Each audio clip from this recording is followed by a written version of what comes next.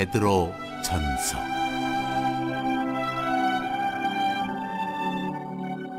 당신은 그리스도 곧 메시아이십니다. 베드로의 이 간결한 고백은 우리 가운데 하나님으로 계시면서 신이 영원한 구원 사역을 행하시는 예수께 믿음의 초점을 맞춘 것입니다. 베드로는 순수한 인격의 힘으로 동료들의 존경을 불러일으키는 타고난 지도자였던 것 같습니다. 예수의 제자 명단에는 베드로의 이름이 언제나 첫 번째 자리를 차지합니다. 초대교회에서 그의 영향력은 대단했으며 모든 이들의 인정을 받았습니다. 이러한 위치 때문에 그는 기독교 공동체 안에서 가장 영향력 있는 인물이 되었습니다. 또한 그는 힘찬 설교와 뜨거운 기도, 담대한 치유 사역과 지혜로운 지도력을 통해서도 자신에게 주어지는 신뢰가 정당하다는 것을 증명해 보였습니다. 베드로가 영향력 있는 자리에 있으면서 처신한 방식은 그의 영향력보다 훨씬 인상적입니다. 그는 중심에서 벗어나 있었고 권력을 휘두르지 않았으며 예수께 한결같이 순종했습니다. 카리스마 넘치는 성품으로 보나 으뜸으로 인정받은 위치로 보나 그는 쉽게 권력을 넘겨받을 수 있었고 예수와의 각별한 관계를 내세워 스스로를 높일 수도 있었습니다.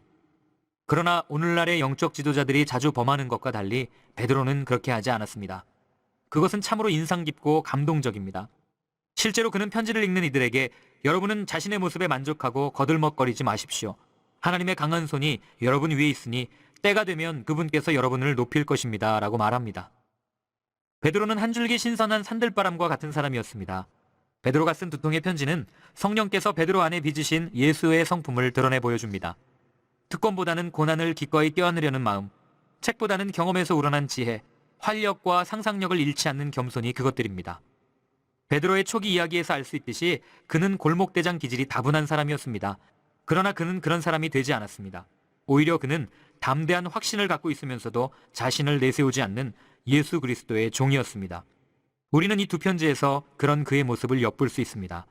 이것이야말로 그가 말한 전혀 새로운 생명, 가장 중요한 삶의 목적에 대한 강력한 증언인 것입니다.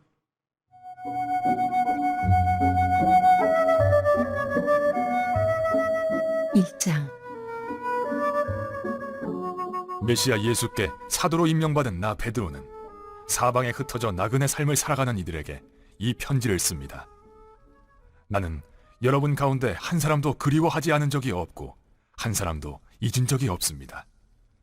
하나님 아버지께서 여러분 각자를 눈여겨보시고 성령의 역사로 말미암아 예수의 희생을 통해 여러분을 순종하는 사람이 되게 하기로 작정하셨습니다. 하나님께서 주시는 온갖 좋은 것이 여러분의 것이 되기를 바랍니다.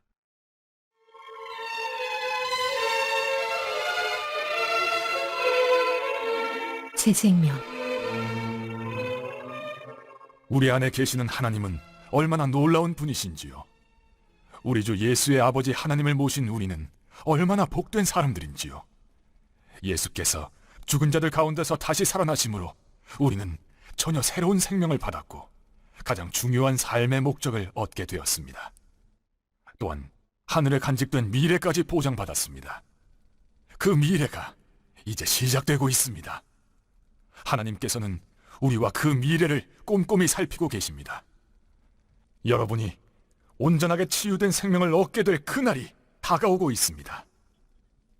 나는 이것으로 말미암아 여러분이 얼마나 기뻐할지 알고 있습니다. 얼마 동안은 여러분이 온갖 힘든 일을 참고 견뎌야 하겠지만 말입니다. 순금은 불속을 통과해야 순금인 것이 입증됩니다. 참된 믿음도 시련을 겪고 나와야 참된 믿음인 것이 입증됩니다. 예수께서 모든 일을 완성하실 때 하나님께서 승리의 증거로 내보이실 것은 여러분의 믿음이지 여러분의 금덩이가 아닙니다. 여러분은 예수를 본 적이 없지만 그분을 사랑합니다. 지금도 그분을 볼 수 없지만 그분을 신뢰하며 기뻐 찬송합니다. 믿음을 잘 지켜왔으니 이제 여러분은 손꼽아 기다리던 완전한 구원을 얻게 될 것입니다. 이 구원이 다가오고 있음을 우리에게 일러준 예언자들은 하나님이 예비하고 계신 생명의 선물에 대해 많은 질문을 던졌습니다. 메시아의 영이 그들에게 그 선물에 대해 알려주셨습니다. 그 선물은 메시아께서 고난을 받으시고 그 후에 영광을 받으시리라는 것이었습니다. 예언자들은 그런 일이 누구에게 또 언제 일어날지 알고 싶어 그분께 부르짖었습니다. 예언자들이 들은 것은 모두 여러분을 섬기기 위한 것이었습니다. 여러분은 하늘의 지시에 따라 성령을 통해 저 예언자들의 메시지가 성취되었다는 말을 직접 들은 사람들입니다. 여러분이 얼마나 복된 사람인지 아시겠습니까? 천사들도 이런 복을 누릴 기회를 조금이라도 얻고 싶어 했을 것입니다.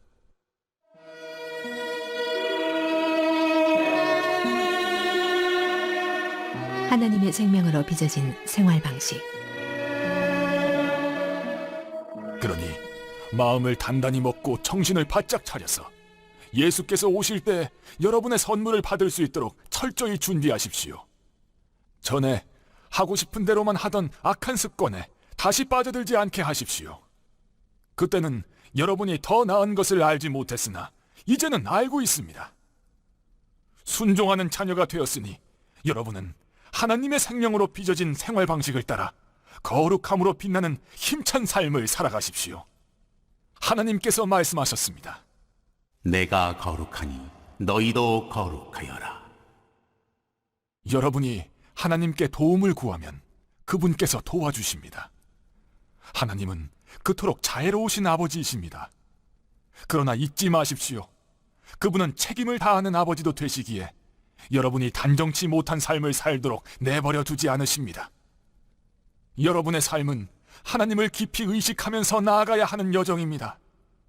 하나님께서는 여러분이 전에 몸담고 살았던 막다른 삶, 아무 생각 없이 살아온 그 삶에서 여러분을 건져내기 위해 큰 값을 치르셨습니다. 여러분도 알다시피 하나님께서는 그리스도의 거룩한 피를 지불하셨습니다. 그리스도께서 흠없는 희생양처럼 죽으셨습니다. 이것은 느닷없이 일어난 일이 아니었습니다. 최근에 마지막 때에 이르러 공공연한 지식이 되었지만 하나님은 그리스도께서 여러분을 위해 이 일을 하실 것을 전부터 미리 알고 계셨습니다. 여러분이 하나님을 믿게 된 것, 하나님 안에 미래가 있음을 알게 된 것은 메시아의 희생으로 말미암은 것입니다. 하나님께서는 메시아를 죽은 자들 가운데서 살리시고 영광스럽게 하셨습니다. 이제 여러분이 진리를 따름으로 여러분의 삶을 깨끗게 했으니 서로 사랑하십시오. 여러분의 삶이 거기에 달려있다는 듯이 사랑하십시오. 여러분의 새 삶은 옛 삶과 다릅니다. 전에 여러분은 썩어 없어질 씨에서 태어났지만 이제는 살아계신 하나님의 말씀에서 새로 태어났습니다. 생각해 보십시오. 여러분은 하나님께서 직접 잉태하신 생명입니다. 그래서 예언자가 이렇게 말한 것입니다. 옛 생명은 풀의 목숨과 같고 그 아름다움은 들꽃처럼 오래가지 못한다.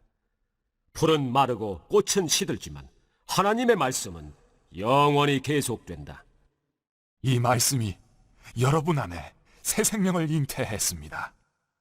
미리 아심을 따라 택함받은 나그네, 하나님 능력으로 보호받는 성도들의 미래의 구원, 선지들이 상고하고 고대한 성도들의 구원, 영적 긴장하여서 종말을 서는 성도들의 거룩함, 하나님 살리신 아들로 인한 부활신앙으로 몰아내는 현재의 두려움, 말씀으로 거듭난 성도들의 형제사랑에 대해 묵상해 보시기 바랍니다. 베드로는 문안인사에서 독자들을 택하심을 받은 흩어진 나그네로 묘사합니다. 흩어진 나그네란 바벨론 유수 이후 이방 세계에 흩어진 유대인들을 기억나게 하죠. 이것은 신약에서 복음으로 부르심받은 성도들을 가리키는 일반적인 표현입니다. 이 세상을 살아가는 그리스도인들의 영적 정체성이죠. 그리스도인들은 이 세상에서 나그네처럼 배척을 당하고 고난받으면서 살아가는 불리한 존재들입니다. 반면에 택하심을 받은 이란 표현은 그리스도인들의 특별한 신분을 설명하고 있습니다. 그리스도인들은 본질적으로 이 세상에 속한 자들이 아니라 하나님께 속한 자들입니다. 역설적으로 세상으로부터 배척을 받고 있는 그리스도인들은 하나님께 선택받은 자들입니다. 세상적인 관점에서 보면 그리스도인들은 환영받지 못하는 나그네에 불과하지만 영적 관점에서 보면 하나님으로부터 택함받은 자들인 것이죠. 2절은 그리스도인들이 어떻게 선택을 받게 되었는지 설명합니다. 삼위 하나님은 상호 협력적인 사역을 통해서 우리를 부르셨습니다. 성부 하나님은 미리 하심으로 우리를 선택하셨고요. 성령께서는 우리를 거룩하게 하심으로 하나님께 순종하는 자가 되도록 하셨고요. 예수 그리스도께서는 피 뿌리는 사역으로 우리가 하나님 앞에서 정결한 자가 되도록 하셨습니다. 베드로는 구원의 주체이신 하나님을 찬양하는 것으로 편지를 시작합니다. 그는 예수 그리스도를 통해서 우리를 구원하신 하나님의 위대한 사역을 생각하면서 하나님께 찬양 올리고 있습니다. 3절은 하나님께서 어떻게 우리를 구원하셨는지 설명합니다. 첫째, 하나님은 예수 그리스도를 죽은 자들 가운데서 살리셨습니다. 예수 그리스도의 부활이 우리를 거듭나게 하고 사한 소망을 갖게 하는 원인입니다. 하나님이 그리스도를 살리신 것은 우리에게 새로운 생명을 주기 위한 것이죠. 그리스도는 부활하기 위해 죽으셔야 했고 그의 죽으심은 곧 우리의 거듭남을 위한 것이었습니다. 그러므로 하나님이 그리스도를 죽게 하시고 살리신 것은 모두 우리의 구원을 위한 계획이었습니다. 둘째, 하나님은 많은 은혜로 우리를 새롭게 태어나게 하셨습니다. 우리가 거듭나게 된 것은 하나님의 큰 은혜입니다. 일반적으로 거듭나는 것은 수동태로 태어나다라고 표현하는데 여기서는 능동태를 사용하여서 하나님이 우리를 낳으셨다는 뜻으로 표현하고 있습니다. 이것은 우리가 거듭나게 된 것이 하나님의 능동적이고 주권적인 역사임을 설명하는 것이죠. 그 많으신 긍휼로 라는 표현은 우리를 거듭나게 하신 것이 하나님의 큰 긍휼의 표현이라는 것입니다. 하나님은 부활하신 그리스도를 주로 고백하는 자들에게 긍휼을 베푸시고 그들의 아버지가 되십니다. 셋째, 우리는 새롭게 태어남으로 산 소망을 갖게 되었습니다. 4절은 그리스도의 죽으심과 부활하심을 통하여 우리에게 주어진 구원이 얼마나 위대한 것인지 설명합니다. 이 구원은 우리에게 미래에 주어질 기업인데 이것은 세상적인 기업보다 더 위대하고 가치 있는 것입니다. 이 구원의 위대함을 세 가지 측면에서 설명하고 있습니다. 첫째, 그것은 썩지 않는 것입니다. 세상적인 기업은 모두 썩고 부패합니다. 그러나 하늘에 보관되어 있는 우리의 구원은 죽음으로 인한 부패로부터 영향받지 않습니다. 둘째, 그것은 더럽혀지지 않습니다. 우리의 구원은 고귀하고 정결한 것입니다. 그것은 세상의 부정함이나 도덕적 불결함으로부터 완전히 벗어나 있는 것입니다. 셋째, 쇠하지 않는 것입니다. 이것은 시간의 영향으로부터 자유함을 의미합니다. 세상적인 것은 모두 시간의 지남에 따라서 변질되고 퇴색하지만 우리의 구원은 영원히 그 가치가 변하지 않습니다. 이 구원의 기업은 하나님께서 우리를 위해서 하늘에 간직해 두신 것입니다. 5절은 우리가 그 기업을 받을 때까지 하나님이 우리를 보호하고 지키신다는 사실을 설명하고 있습니다. 하나님은 우리의 기업만을 하늘에 간직하고 계신 것이 아니라 또한 우리도 지키고 계십니다. 우리를 지키시는 목적은 약속된 기업을 받도록 하기 위함이죠. 6절로 9절은 성령에 대한 언급이 없지만 2절에서 언급한 성도들을 거룩하게 하는 사역으로서 성령의 사역을 간주할 수가 있습니다. 6절은 근심과 기쁨이란 단어가 서로 대조되면서 그리스도인들이 근심 가운데서도 기뻐해야 한다는 사실을 강조하고 있습니다. 원래 6절은 우리가 그 가운데 크게 기뻐한다라는 표현으로 시작합니다. 한글 성경에는 이 표현이 문장 마지막에 나타나 있습니다. 기뻐하는 이유는 5절과 관련되어 있죠. 그리스도인들은 말세에 나타날 썩지 않고 더럽혀지지 않고 쇠하지 않는 기업을 이어받을 수 있도록 하나님께서 능력으로 보호하십니다. 그러므로 우리는 크게 기뻐하지 않을 수 없죠. 6절의 나머지 내용은 그리스도인들이 처해 있는 고통스러운 현실에 대해 설명하는 것입니다. 그리스도인들은 나그네로 살아가는 이 세상에서 필연적으로 여러 가지 시험을 받을 수밖에 없습니다. 여러 가지 시험은 당시 독자들이 받았던 여러 종류의 핍박과 고난을 가리키는 것이죠. 그들의 생명을 위협하는 불시험까지 포함되어 있었고 그 고통은 그리스도께서 당하신 십자가 고통에 참여하는 것과 같은 것일 수도 있습니다. 그럼에도 불구하고 그리스도인들은 기뻐할 수 있습니다. 왜냐하면 시련으로 인한 고통은 잠시 후에 지나가게 되지만 그 후에 주어질 영광은 영원할 것이기 때문입니다. 그리스도인들은 역설적인 존재들입니다. 근심할 수밖에 없는 상황에서도 기뻐할 수 있는 자들이죠. 7절은 시험의 목적을 설명합니다. 그리스도인들이 이 세상에서 시험을 받게 되는 것은 그들의 믿음이 정련되어서 완전한 것으로 거듭나도록 하기 위한 것입니다. 이렇게 단련된 믿음은 얼마나 귀한 것인가? 그것은 불로 단련된 금보다 더 귀한 것입니다. 여기서 믿음의 정령과 금의 단련이 서로 대조되어 나타나고 있죠. 이 세상에서 가장 귀한 금도 불의 단련을 통해서 태어나는 것입니다. 그러므로 금보다 더 귀한 믿음은 마땅히 그보다 더 엄격한 정련을 통해서 태어나게 되죠. 불로 정련된 금은 없어질 것입니다. 금은 일반적으로 없어지지 않는 영원한 가치를 설명할 때 사용되는 것이지만 베드로는 여기서 금조차도 정련된 믿음에 비하면 없어지고 사라지는 것이라고 말합니다. 정련된 믿음의 결과는 칭찬과 영광과 존귀를 얻게 되는 것입니다. 이 영광은 금의 영광보다 더 귀합니다. 8, 9절은 보이지 않는 것에 관심을 두는 믿음의 특징을 소개합니다. 하늘에 간직된 기업이 보이지 않듯이 우리는 보이지 않는 예수를 믿고 사랑합니다. 독자들이 믿음으로 얻게 될 그 영광스러운 종말론적 구원이 그리스도의 죽음과 부활로 성취될 것이라는 사실이 구약 선지자들에 의해 미리 예언되었습니다. 그리스도께서 고난을 받으신 후에 영광으로 들어가실 것이라고 예언되었다는 사실은 지금 고난을 받고 있는 독자들에게 큰 위안이 됩니다.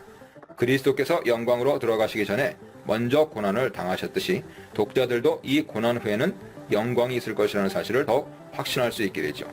종말론적인 구원이 얼마나 신비스럽고 영광스러운 것인지 독자들은 깨달아야 합니다. 이 구원의 영광을 기억한다면 이 세상에서의 일시적인 고난은 충분히 견딜 수 있을 것입니다. 13절입니다. 과거 사건은 현재를 위한 교훈이죠. 베드로는 하나님께 부름받아 종말론적인 구원을 바라보며 살아가는 그리스도인들의 이 세상에서의 삶을 과거 출애굽했던 이스라엘 백성들의 삶과 비교하여 설명합니다. 이스라엘 백성들은 애굽을 떠나서 가나안을 향해 나아갔습니다. 그러나 그리스도인들은 과거 이방인으로서 우상 숭배하던 삶에서 떠나 복음에 순종하는 거룩한 삶을 향해 나가야 합니다. 그런데 이 여정은 쉬운 것이 아니죠. 많은 유혹과 핍박이 기다리는 것이므로 마음 준비가 단단히 필요합니다. 근신하라는 말은 정신을 차리고 주의를 집중하라는 뜻입니다. 이것은 마음의 허리를 동이는 것이 어떤 것인지 설명합니다. 독자들은 주의를 집중해서 그들에게 주어질 은혜를 소망해야 합니다. 여기서 은혜는 10절에서 말한 너희에게 임할 은혜를 가리키며 그것은 하늘에 간직된 종말론적인 구원입니다. 하나님의 은혜를 소망하는 자들의 삶의 방식은 하나님께 순종함으로써 거룩한 자가 되는 것입니다. 베드로는 먼저 독자들이 벗어버려야 할 것을 지적한 후에 그들이 추구해야 할 것에 대해 강조합니다. 독자들이 벗어버려야 할 것은 과거에 좇았던 육체의 정욕적인 삶입니다. 육체의 정욕을 좇는 것은 사탄에게 복종하는 것이며 하나님께 불순종하는 것이죠. 그러나 하나님께 순종하는 자로 부름을 받은 독자들은 이제 하나님을 본받는 자가 되어야 합니다. 너희를 부르신 거룩한 이처럼 너희도 모든 행실에 거룩한 자가 되라 하는 명령은 그리스도인들을 부르신 하나님 뜻이 무엇인지 설명하는 것입니다. 이 명령은 원래 출애굽한 이스라엘 백성들에게 주어진 명령이었습니다. 하나님은 과거 이스라엘 백성들을 거룩한 자가 되도록 부르셨던 것처럼 우리도 거룩한 자가 되도록 부르셨습니다. 거룩함의 기준은 하나님 명령에 순종하는 것이죠. 따라서 그리스도인들은 순종하는 자로 부름받았습니다. 불순종했던 이스라엘 백성들은 심판을 받아 안식에 들어가지 못했습니다. 그러므로 그리스도인들은 그러한 불행을 반복하지 않도록 조심해야 합니다. 하나님은 거룩하신 분이지만 또한 심판하시는 분이죠. 심판에 있어서 공명정대하시기 때문에 사람을 외모로 판단하지 않으십니다. 오로지 각자 행위에 따라 판단하십니다. 외모로 판단하지 않으신다는 것은 어느 누구에게도 특별한 호의를 베풀지 않으신다는 뜻입니다. 베드로는 이 표현을 사도행전 10장 34절에서 유대인과 이방인을 차별하지 않는다는 뜻으로 사용했습니다. 여기서는 그리스도인들이 하나님을 아버지라 부른다고 해서 그들을 편애하지 않으신다는 뜻입니다. 나그네로 살아가는 동안에 우리는 하나님을 두려워하므로 그의 명령에 순종하여 하나님을 본받는 거룩한 자가 되어야 합니다. 베드로는 독자들의 존재론적 정체성에 대해서 과거와 현재를 서로 비교 설명하고 있습니다. 독자들이 과거에는 우상 숭배하던 그들의 조상으로부터 물려받은 망령된 행실에 사로잡혀 있었습니다. 그러한 망령된 행실로부터 석방되게 한 것은 은이나 금이 아닙니다. 아마 저자는 그리스 로마 세계에서 노예들이 돈으로 석방되는 것을 염두에 두었던 것 같습니다. 독자들도 과거 죄에 사로잡혔던 노예 상황에서 자유를 얻은 것은 대가를 치렀기 때문인데 그 대가는 은금이 아니라 그리스도의 보배로운 피입니다. 은금과 그리스도의 피를 비교하면 은금은 썩어 없어질 허무한 것에 지나지 않죠. 그리스도인들은 이러한 자신의 신분을 기억해야 합니다. 노예가 자유를 얻은 후에 더 이상 노예처럼 살아가지 않듯이 그리스도인들이 망령된 행실에서 구속함을 받았으면 더 이상 그러한 행실을 계속해서는 안 됩니다. 17, 18절은 망령된 행실과 흠없고 점없는 어린 양이 서로 대조를 이루고 있죠.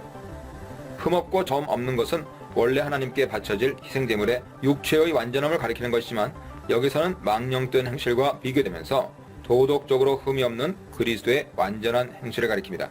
그러므로 그리스도의 피로 구속함을 받았다는 것은 성도들이 그리스도의 피로 다시 태어났듯이 존재론적으로 그리스도와 같은 형제가 되었음을 의미합니다.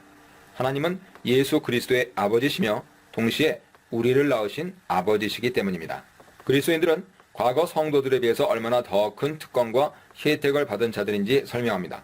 먼저 그리스도께서는 창세전부터 존재하셨지만 이 마지막 때에 독자들을 위해서 나타나셨다고 말합니다.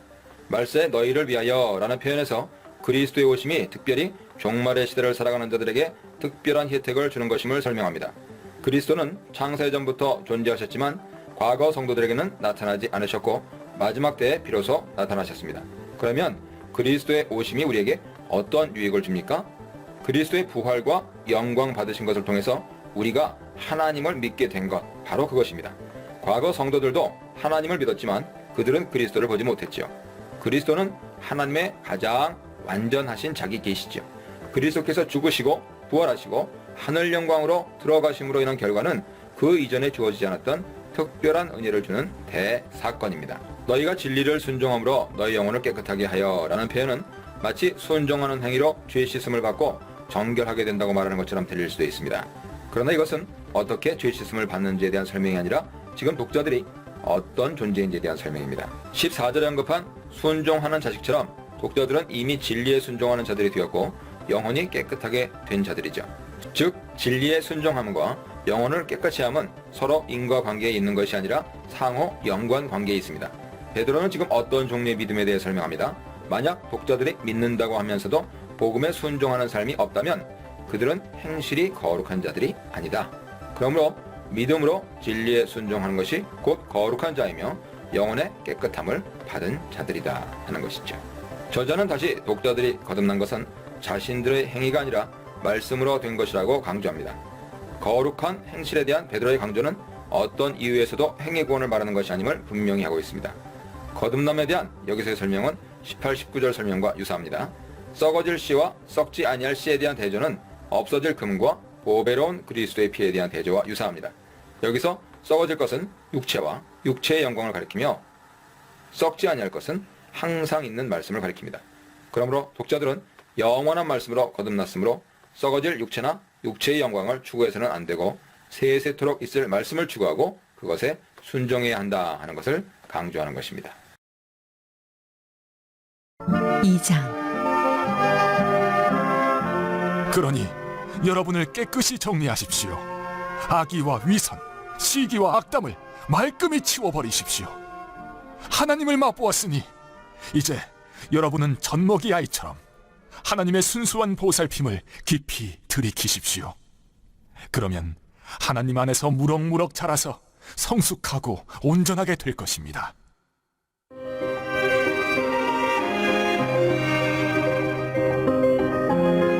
살아있는 돌. 살아있는 돌, 곧 생명의 근원을 맞이하십시오. 일꾼들은 그 돌을 얼핏 보고 내다버렸지만 하나님께서는 그 돌을 영광의 자리에 두셨습니다.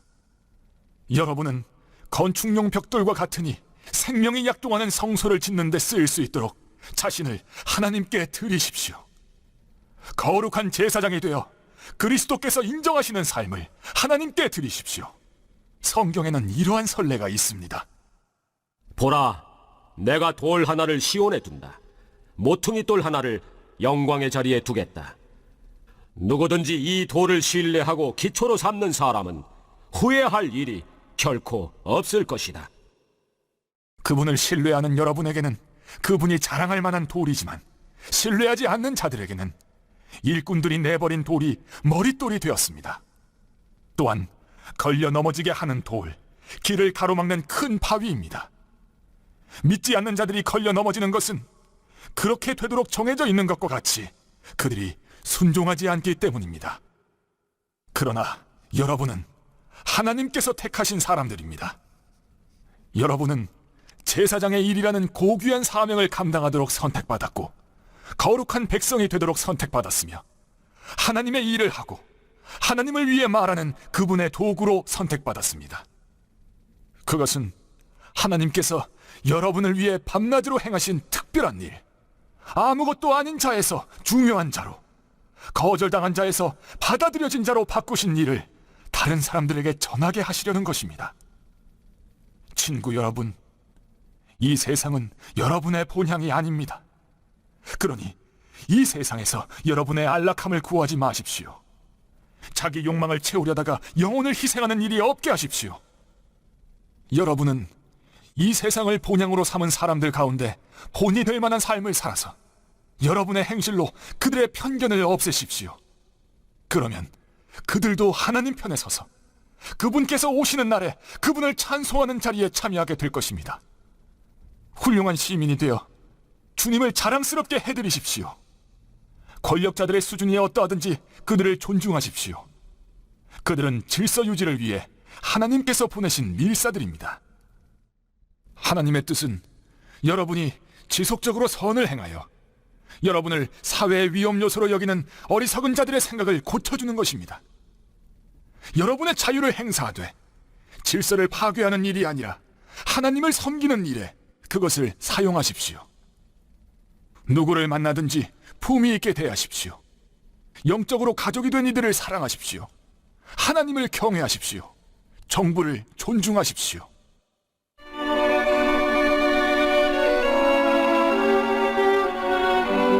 그리스도께서 친히 사셨던 삶. 종으로 있는 여러분, 여러분의 주인에게 착한 종이 되십시오. 좋은 주인뿐만 아니라 못된 주인에게도 그렇게 하십시오. 합당한 이유 없이 나쁜 대우를 받더라도 하나님을 위해 참는 것이 중요합니다. 마땅히 받아야 할 벌을 받는 것이 무슨 특별한 일이겠습니까? 그러나 여러분이 선을 행하는데도 부당한 대우를 받으면서 여전히 착한 종으로 산다면 그것은 하나님 보시기에 귀한 일입니다.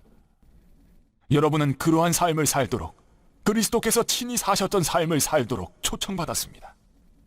그분은 자기에게 닥친 온갖 고난을 겪으심으로 여러분도 그분처럼 살 수 있음을 알려주셨고 그 방법도 하나씩 알려주셨습니다.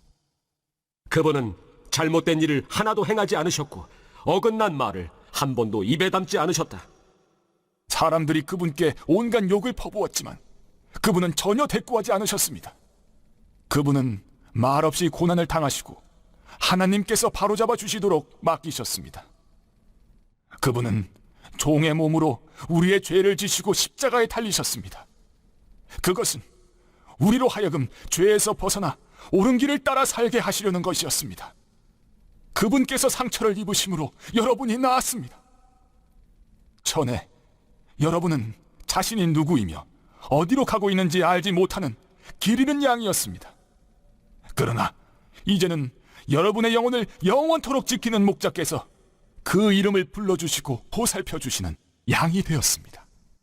말씀으로 성숙되는 구원, 그리스도께서 그러셨듯 버림받아도 세움받는 하나님의 집, 그리스도인들, 죄인들을 빛 대신 주님께로 인도하는 제사장, 이방인 가운데 거류해도 그들에게 물들지 않고 나그네로 살아가는 그리스도인들, 하나님을 두려워하여 세우신 세상 조직 통치자도 존중하는 하나님의 종들, 하나님을 두려워하여 그리스도를 본받아 심지어 부당한 주인에게도 순종하는 그리스도인들에 대해 묵상해 보시기 바랍니다.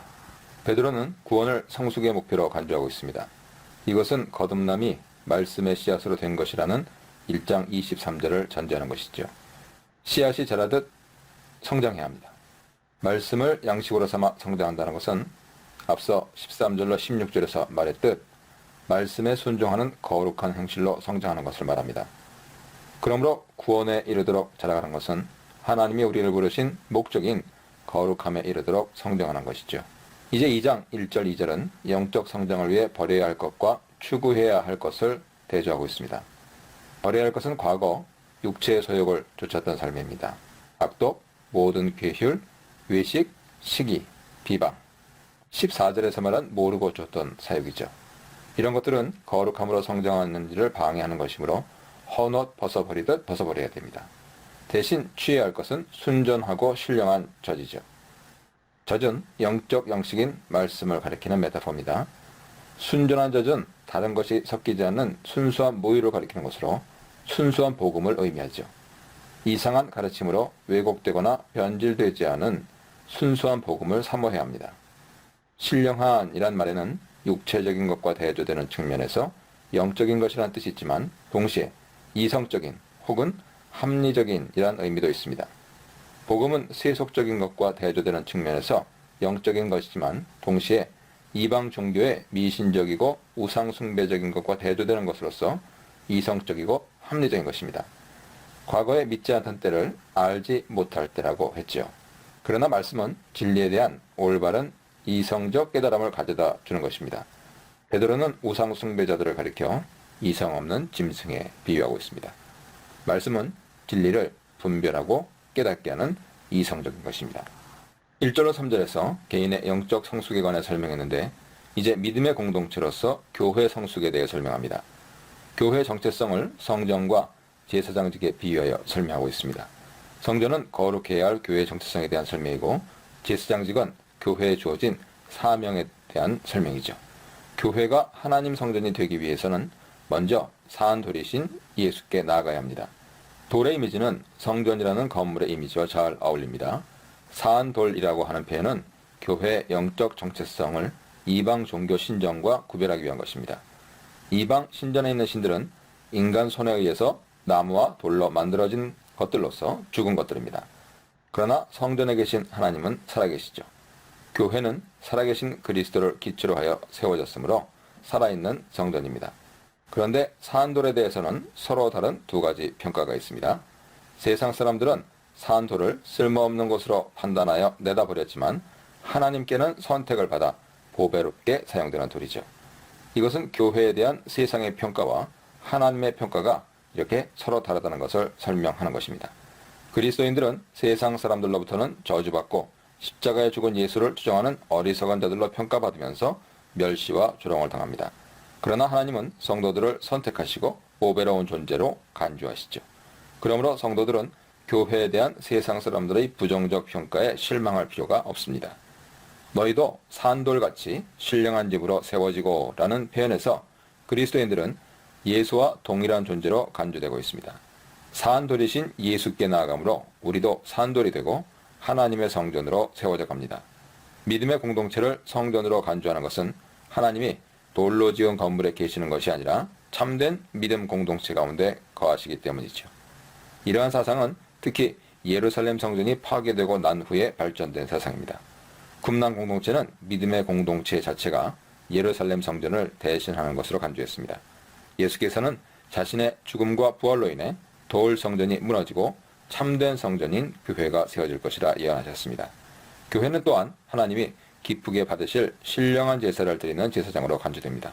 이것은 교회에 주어진 사명을 설명하는 것이죠. 하나님이 기쁘게 받으시는 제사는 더 이상 동물의 피로 드리는 제사가 아니라 하나님의 뜻을 행하는 거룩한 행실입니다. 바울도 그리스도인들이 드리는 영적 제사는 하나님의 뜻을 행하는 것이라고 했죠. 히브리서는 하나님을 찬양하고 선을 행하는 것이 곧 하나님이 기뻐하시는 제사라고 밝힙니다. 쿰난 공동체에서도 기도와 성경을 읽는 경건한 행위를 제사로 간주했습니다. 구약에서도 하나님께 드리는 감사와 기도를 제사로 간주하기도 했습니다. 시편 50편 13절, 23절, 51편 17절, 141편 2절 참조하세요. 4절에서 성전에 대한 두 가지 평가에 대해 설명했는데 6절로 8절은 이에 대해서 구약 증거를 들어 다시 설명합니다. 산돌이신 예수를 믿음으로 받아들이는 자들은 부끄러움을 당하지 않을 것입니다. 여기서 부끄러움은 이중적 의미를 지니고 있습니다. 세상 관점에서 보면 부끄러움을 당하는 것이지만 하나님께서 그것을 영광으로 바꾸어 주시기 때문에 결국은 부끄러움을 당하지 않게 됩니다. 그리스도인들은 세상 조롱이나 비방에 부끄러워하거나 슬퍼할 필요가 없습니다. 결국은 세상 사람들이 부끄러움을 당하게 될 것이기 때문이죠. 믿는 자들은 하나님 앞에서 보배지만 세상 사람들로부터는 버림을 당할 수도 있습니다. 그러나 세상 사람들로부터 버림을 당한 성도들은 성전이 되죠. 그러므로 산돌이신 예수는 믿는 자들에게는 생명을 주고 보배로운 성전이 되게 하지만 믿지 않는 자들에게는 거치는 돌이 되어서 그들이 넘어지고 망하게 할 것입니다. 8절에는 저희가 순종치 아니함으로 넘어지나니 라고 하는데 이것은 종말론적인 심판을 가리키죠. 그리스도와 그리스도인들은 같은 운명 공동체입니다. 그리스도께서 고난과 조롱을 받으셨지만 부활하여 영광으로 들어가셨듯이 성도들도 그리스도를 따라 그러한 길을 걸어가게 될 것입니다. 교회는 하나님의 성전으로서 이러한 정체성을 기억하여 세상 비방과 조롱에 연연하지 말고 하나님의 성전으로서 거룩함의 정체성을 지켜나가야 합니다. 9절로 10절입니다. 그리스도인들의 정체성을 가장 고귀한 언어로 표현하고 있습니다. 택하신 족속, 왕같은 제사장, 거룩한 나라. 그의 소유된 백성이란 네 가지 표현은 출애굽기 19장 6절을 배경으로 하죠. 출애굽한 이스라엘 백성들에게 사용했던 이 표현들을 이제 그리스도인들에게 적용합니다. 이스라엘 백성들을 선택하여 부르셨던 것은 그들을 통하여 세상에 하나님의 영광을 선포하도록 하기 위한 것이었죠. 독자들도 이스라엘 백성들처럼 어두움에서 빛으로 부름받은 자들입니다. 어두움은 하나님을 알지 못하는 무지한 상태에 있었던 이방인의 삶을 가리키는 것이죠. 빛으로 돌아가는 것은 복음 진리를 깨달음으로 회심하게 된 것을 가리킵니다. 이것은 구원으로 들어가게 됨과 같은 표현이죠. 이 구원이 얼마나 위대한 것인지 기이한 빛으로 표현됩니다. 독자들은 그들 자신이 어두움에서 나와 빛으로 들어갔듯이 이제 어두움에 있는 자들에게 복음을 선포함으로 빛으로 들어오게 해야 할 사명을 가지고 있습니다. 독자들이 어두움에서 불려나와 빛으로 들어간 것은 어떤 장소 이동을 말하는 것이 아니고 신분 이동을 말하는 것입니다. 그들은 여전히 이 세상에서 살고 있지만 더 이상 어두움으로 존재하는 것이 아니라 빛으로 존재합니다. 어두움의 생활은 육체 정욕을 추구하는 것이고 빛의 생활은 말씀에 순종하여 선한 행동을 하는 것이죠. 어둠 가운데 계속해서 빛을 발하기 위해서는 육체의 정욕을 제어해야 합니다. 그리스도인들은 회심한 후에도 여전히 육체 정욕에서 완전히 자유로운 것이 아니죠. 오랜 습관을 벗어버리는 것은 쉬운 일이 아닙니다. 육체 소욕이 얼마나 강한지 그것은 마치 전쟁을 벌이듯 그리스도인들로 하여금 진리에 거하지 못하도록 싸움을 걸어옵니다. 육체 정욕을 제어하는 목적은 선을 행하는 데 있죠. 독자들은 이방인들 중에서 개종해서 그들 가운데 살고 있었습니다. 그들은 개종하지 않은 주변 이웃들로부터 악행을 한다는 비방을 받았습니다. 비방은 근거 없는 것이지만 사실 독자들 중에서 아직까지 과거 정욕적인 행실에서 완전히 벗어나지 못한 사람들도 있었을 것입니다. 그리스도인들이 불의를 행하면 그들의 선행도 의심받고 비방을 당할 수 있죠. 그러나 그리스도인들의 진실하고 일관성 있는 선행은 오히려 비방하는 자들로 하여금 회심하여 주께로 돌아오게 하는 복음 전도 효과를 가져올 수도 있습니다. 말로 선포하는 복음보다 행실로 선포하는 복음이 더 강력한 힘을 발휘하죠. 베드로는 선을 행하는 구체적인 방법에 대해 설명합니다. 첫째, 한 사회 시민으로서 어떻게 하는 것이 선을 행하는 것인지 설명합니다. 그리스도인들은 시민으로서 인간이 세운 모든 제도에 순종해야 합니다. 여기서 인간 제도는 하나님 정의를 실현하는 수단으로 간주되죠. 주를 위하여 라는 표현에서 세상 제도에 순종하는 것이 곧 주께 순종하는 것과 같은 것임을 암시하고 있습니다. 세상 관원들이 악행하는 자를 징벌하고 선행하는 자를 포상하는 자들로 간주되는 것도 하나님 뜻을 행하는 인간 제도의 순기능을 염두에 둔 것입니다. 인간의 제도가 불의한 사람들에 의해 악용될 수도 있습니다. 그러나 베드로는 지금 그러한 상황에 관심을 두는 것이 아닙니다. 방백이나 왕이 선한 자인지 악한 자인지에 대해서도 관심을 두지 않습니다. 하나님은 때로 불의한 자들을 징벌하기 위해 다른 불의한 자들도 사용하시기 때문이죠. 그러므로 세상 제도나 권력자들이 어떠하든지 간에 정의를 행하는 수단이 된다면 순종해야 합니다. 그리스도인들은 단지 세상 제도에 순응하는 것에 그쳐서는 안 되고 더욱 적극적으로 선을 행하는 자들이 되어야 합니다. 선행의 이유는 그것이 하나님 뜻이기 때문이고 선행의 결과는 어리석은 자들이 무식한 말을 하지 못하도록 침묵시키는 것이죠.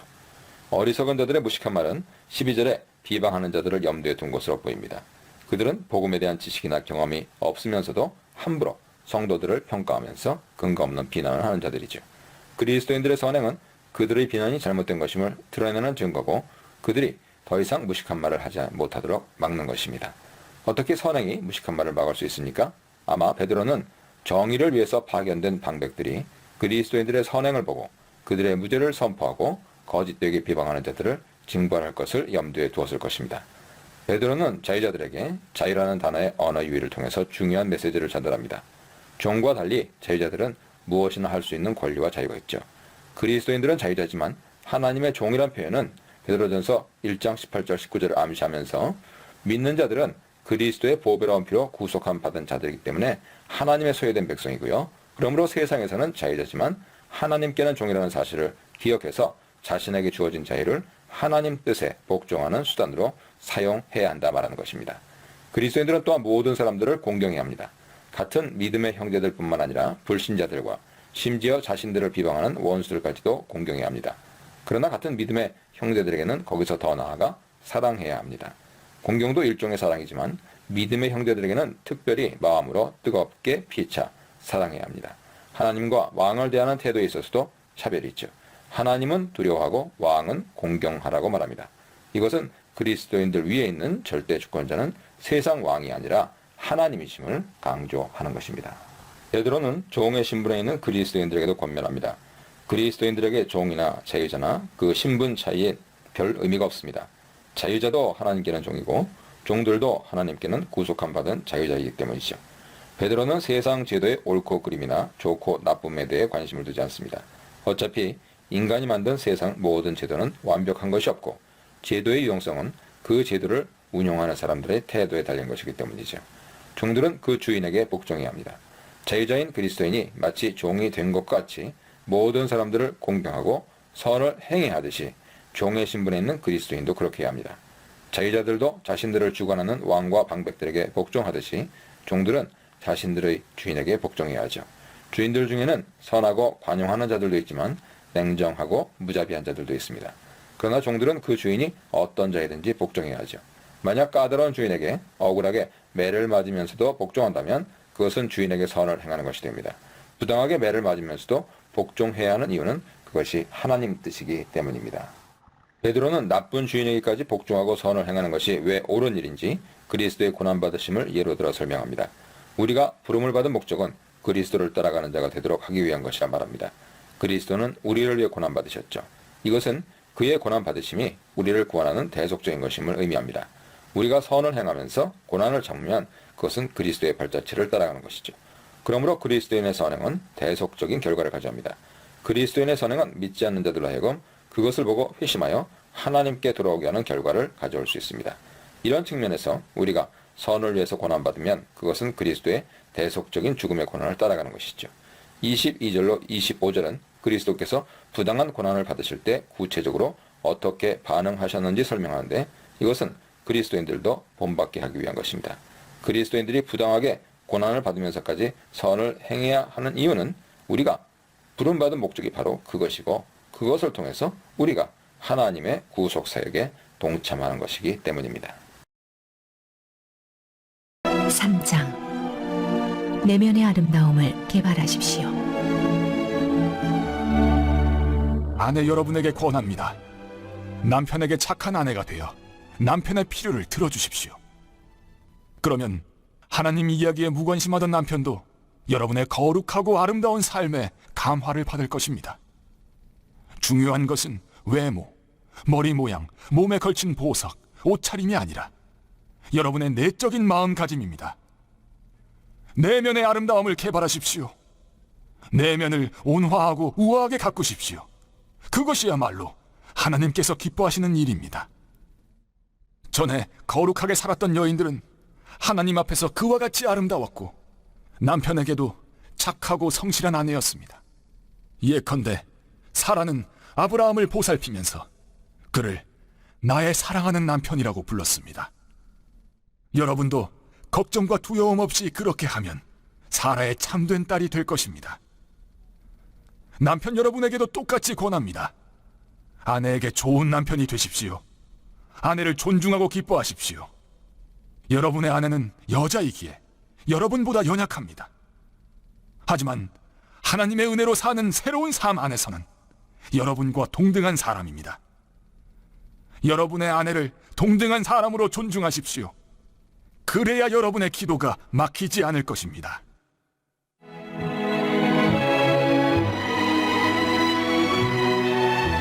선을 행하다가 고난받을 때 요약해서 말합니다.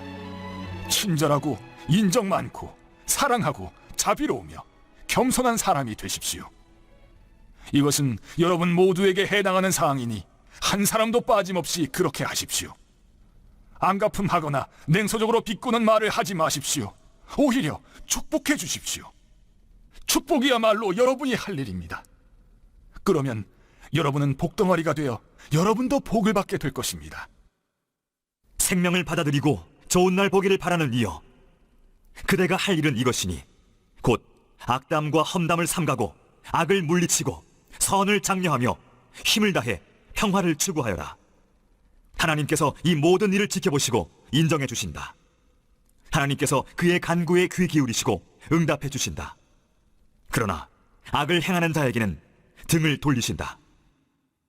여러분이 마음과 영혼을 다해 선을 행하면 누가 여러분을 방해하겠습니까? 선을 행하다가 고난을 당하더라도 여러분은 훨씬 더 복된 사람입니다. 고난을 너무 마음에 두지 마십시오. 온갖 어려움 속에서도 여러분의 마음을 다잡고 여러분의 주님이신 그리스도께 경배하십시오. 여러분의 삶의 방식에 대해 묻는 사람에게 할 말을 준비하되 최대한 예의를 갖춰 답변하십시오. 하나님 앞에서 양심을 깨끗게 하여 사람들이 퍼부는 욕설이 여러분을 괴롭히지 못하도록 하십시오. 오히려 그들이야말로 깨끗함을 받아야 할 사람이라는 것을 깨닫게 될 것입니다. 하나님이 바라시는 것이면 선을 행하다가 고난받는 것이 악을 행하다가 벌 받는 것보다 낫습니다. 그리스도께서 분명히 그렇게 하셨습니다. 그분께서는 다른 사람들의 죄 때문에 고난을 받으셨습니다. 의로우신 분께서 불의한 자들을 위해 고난을 받으신 것입니다. 그리스도께서는 우리를 하나님께 인도하기 위해 그 모든 고난을 겪으시고 죽임을 당하시고 다시 살아나셨습니다. 그분께서는 전에 말씀을 귀 기울여 듣지 않아 심판을 받고 감옥에 갇힌 세대들을 찾아가셔서 하나님의 구원을 선포하셨습니다. 여러분도 알다시피 노아가 배를 건조하던 기간 내내 참고 기다리셨습니다. 그러나 물에 의해 물로부터 구원받은 사람은 고작 몇 명, 정확하게는 8명 뿐이었습니다. 세례받을 때의 물이 여러분에게 그와 같은 일을 합니다. 그 물은 여러분의 살갗에 묻은 더러움을 씻어주는 것이 아니라 예수의 부활을 힘입어 깨끗해진 양심을 갖게 된 여러분을 하나님 앞에 세우는 물입니다. 예수께서는 천사에서 권세에 이르기까지 만물과 모든 이들에 대한 최종 결정권을 쥐고 계신 분입니다. 그분은 하나님 오른편에 계시면서 그분이 말씀하신 것을 이루십니다. 하나님께 소망을 두고 남편의 권위를 존중하는 거룩한 아내들, 아내를 귀하게 여겨 기도가 막히지 않는 남편들, 형제를 사랑하고 원수의 복을 비는 성도들, 의를 위해 온유하게 고난을 당하는 복된 성도들, 의인의 고난을 앞서 당하신 그리스도, 하나님을 향한 세례받은 선한 양심의 긴 여정에 대해 묵상해 보시기 바랍니다. 2장 13절 18절에 이어서 베드로는 순종하라는 말씀을 계속합니다. 이번에는 아내가 남편에게 순종할 것에 대해 설명합니다. 베드로는 여기서 일반적인 아내와 남편의 관계를 설명하는 것이 아니라 믿는 아내와 믿지 않는 남편의 특정 관계를 염두에 두고 있습니다. 여기서도 베드로는 주어진 문화적 상황 속에서 믿는 아내가 불신자인 남편을 어떻게 대하는 것이 복음에 합당한 태도인지에 대해서 설명하고 있습니다. 원리는 여전히 베드로전서 2장 12절입니다. 그리스도인들은 선한 행실로 믿지 않는 자들로 하여금 하나님께 영광을 돌리도록 해야 합니다. 아내가 남편에게 행할 선한 행실은 두려움과 정결한 행위로 남편에게 순종하는 것입니다. 아내의 이러한 행위를 보고 불신자인 남편들은 복음을 받아들일 수 있습니다. 혹 도를 순종치 않는 자라도 말없이 행하는 아내의 행위를 통하여 구원을 받게 될 것이다. 이것은 많은 말보다도 말 없는 행위가 때로는 더 효과적인 복음전도 방법임을 가르쳐줍니다. 너희의 두려워하며 정결한 행실을 범이라 하는 표현에서 아내가 두려워하는 것은 남편이 아니라 하나님입니다. 두려워하라는 권면은 항상 하나님을 염두에 두고 있죠. 이러한 복종은 거짓이나 외식 없이 진실함, 정결함으로 행하는 것입니다. 비록 불신자인 남편도 아내의 이러한 행위 가운데 있는 거룩하고 선한 품성을 보고 하나님께 영광을 돌리게 될 것입니다. 아내의 정결한 행위는 외모를 치장하는 것이 아니라 내면을 아름답게 단장하는 것입니다.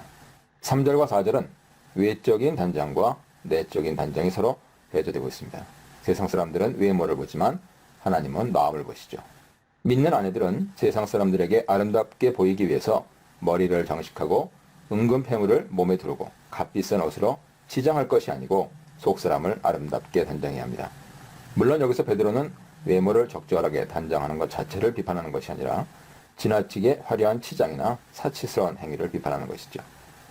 베드로는 아내들에게 외모에 대한 지나친 관심을 버리고 사람의 안, 내부를 아름답게 가꾸라고 말합니다.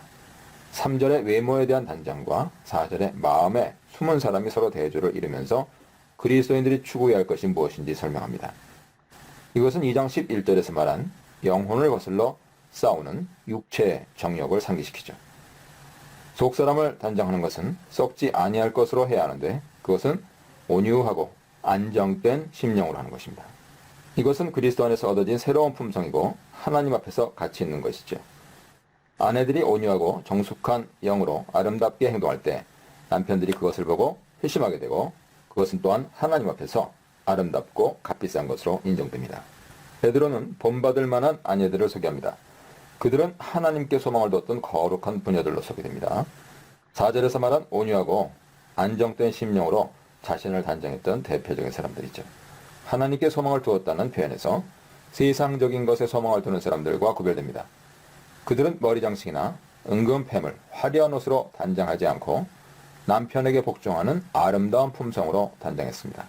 대표적으로 사라를 들죠. 사라는 아브라함을 주라고 부르므로 남편에게 복종했습니다. 사라처럼 남편에게 복종함으로 자신을 단장하는 독자들은 사라의 딸이 됐지요. 그들은 세상의 그 어떤 것도 두려워하지 않고 오직 하나님만을 두려워하면서 그분의 뜻에 순종하는 자들입니다.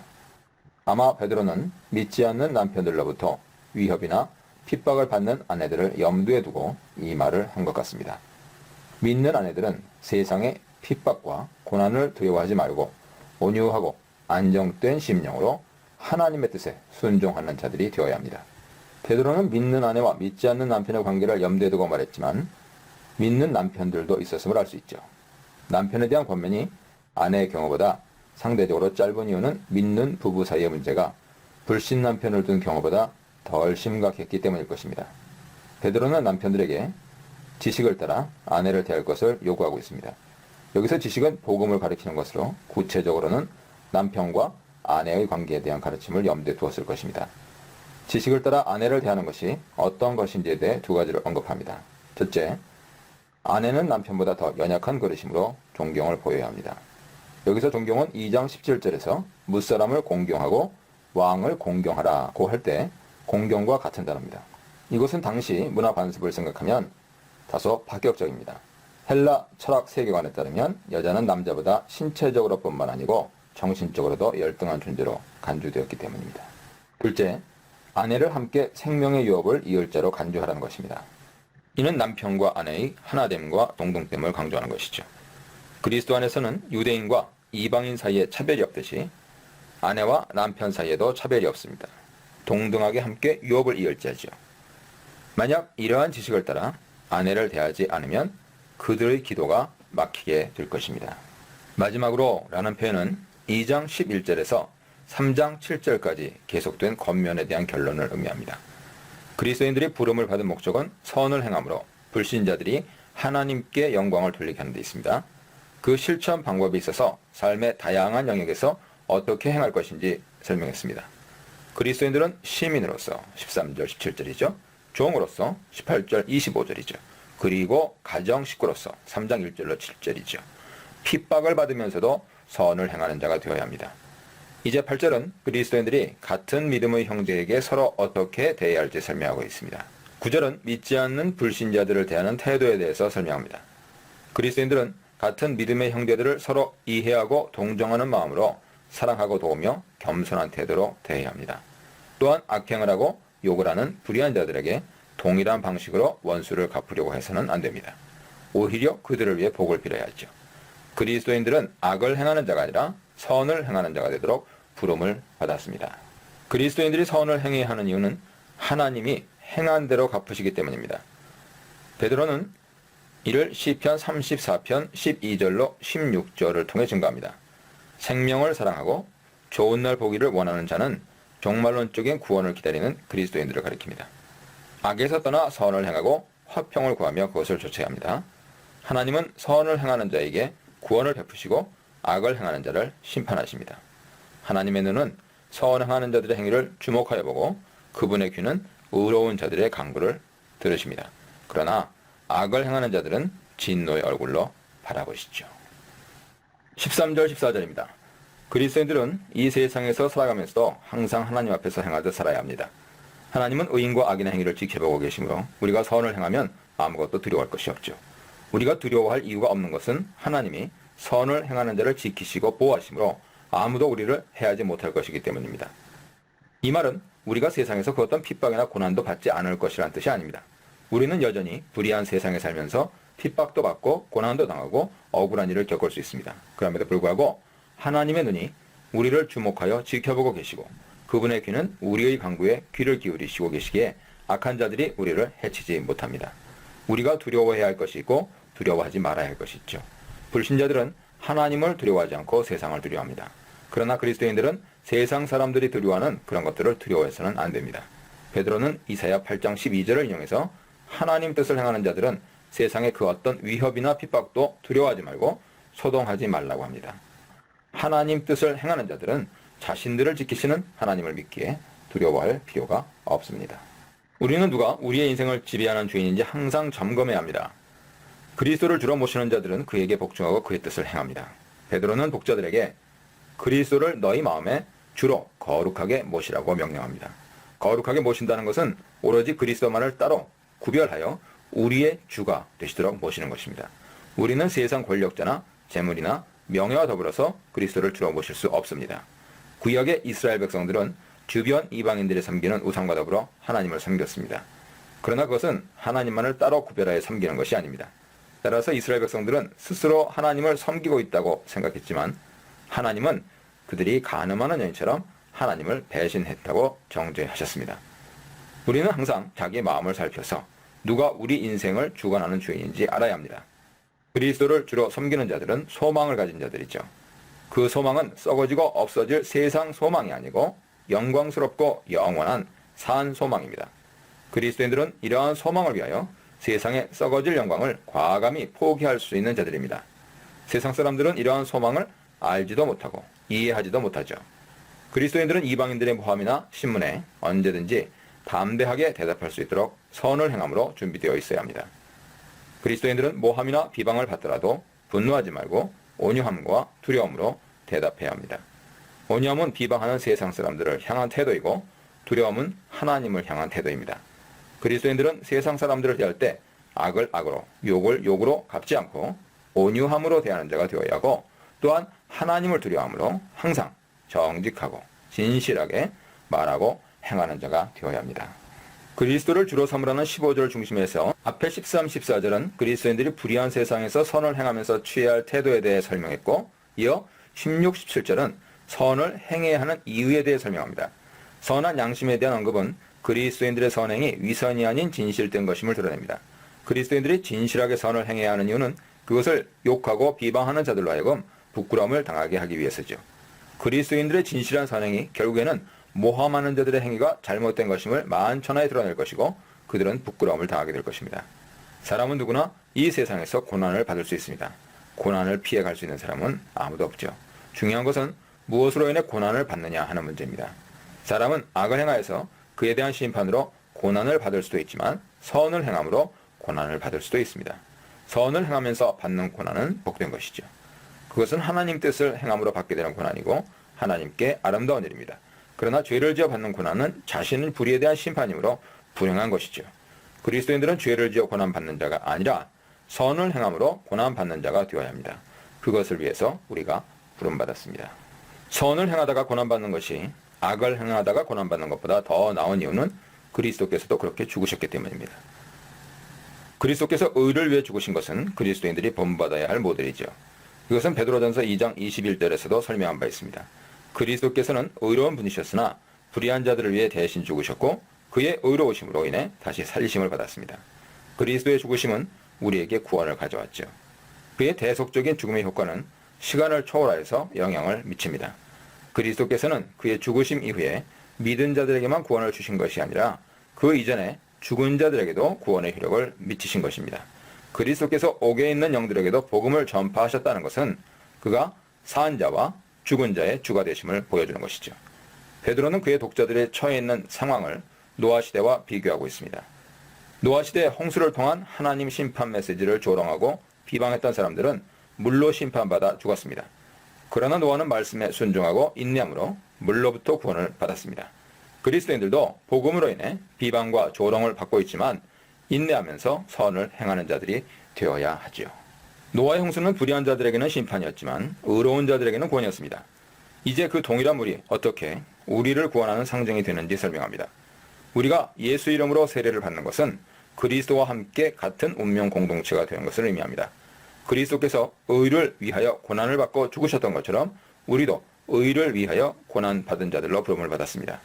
세례는 우리가 그리스도의 죽으심에 동참하는 것을 의미하죠. 그리스도와 함께 죽고 그리스도와 함께 다시 살아남으로 우리는 새로운 존재로 거듭나게 됩니다. 세례는 거듭남을 의미하는데 이것은 단순히 구약 정결의식과 같은 것이 아니죠. 구약의 정결의식은 육체의 더러움을 씻는 것을 의미하지만 세례는 양심을 정결케 하는 것을 의미합니다. 그러므로 우리가 그리스도의 고난에 동참하는 것은 의로운 존재로 다시 태어나게 되는 것을 의미하죠. 그리스도께서 부활하여 만물의 주권자가 되신 것처럼 우리도 그리스도와 함께 고난을 받고 부활할 때 그와 더불어 만물을 통치하는 주권자로 높임받게 될 것입니다. 4장. 예수님처럼 생각하십시오. 예수께서는 여러분이 지금 겪고 있는 모든 고난과 그보다 더한 고난을 겪으셨으니 여러분도 그분처럼 생각하는 법을 익히십시오. 여러분의 고난을 전에 늘 자기 마음대로 살려고 하던 죄악된 옛 습관을 끊는 기회로 삼으십시오. 그렇게 할 때 여러분은 자기 욕망의 압제 아래 살기보다 하나님께서 원하시는 삶을 추구하면서 자유롭게 살아가게 될 것입니다. 전에 여러분은 하나님을 모르는 생활 방식에 푹 빠져 밤마다 파티를 벌이고 술에 취해 방탕한 삶을 살았습니다. 이제 그런 삶을 영원히 청산할 때가 되었습니다. 물론 여러분의 옛 친구들은 여러분이 그들과 함께 어울리지 않는 이유를 이해하지 못할 것입니다. 그렇다고 해서 그들에게 일일이 설명할 필요는 없습니다. 그들은 장차 하나님 앞에서 책망받을 자들이니 말입니다. 메시지에 귀를 기울이십시오. 메시지는 죽은 신자들에게도 선포되었습니다. 모든 사람들이 그러하듯이 비록 그들이 죽었지만 하나님이 예수 안에서 주신 생명을 얻게 될 것입니다. 이 세상 만물의 마지막이 다가오고 있습니다. 그러니 아무것도 당연한 것으로 여기지 마십시오. 정신을 바짝 차리고 기도하십시오. 무엇보다도 서로 사랑하십시오. 여러분의 삶이 거기에 달려있다는 듯이 사랑하십시오. 사랑은 실제적으로 무언가를 만들어냅니다. 굶주린 사람을 보거든 서둘러 식사를 제공하고 집 없는 사람을 보거든 기꺼이 잠자리를 제공하십시오.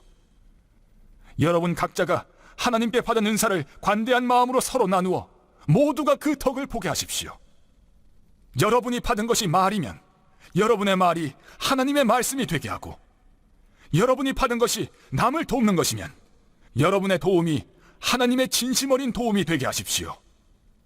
그렇게 하면 모든 일에서 하나님의 찬란한 임재가 예수를 통해 환히 드러날 것입니다. 또한 하나님께서는 모든 일을 하실 수 있는 능력 있는 분으로 영광을 받으실 것입니다. 마지막 날까지 영원 무궁토록. 예, 그렇습니다.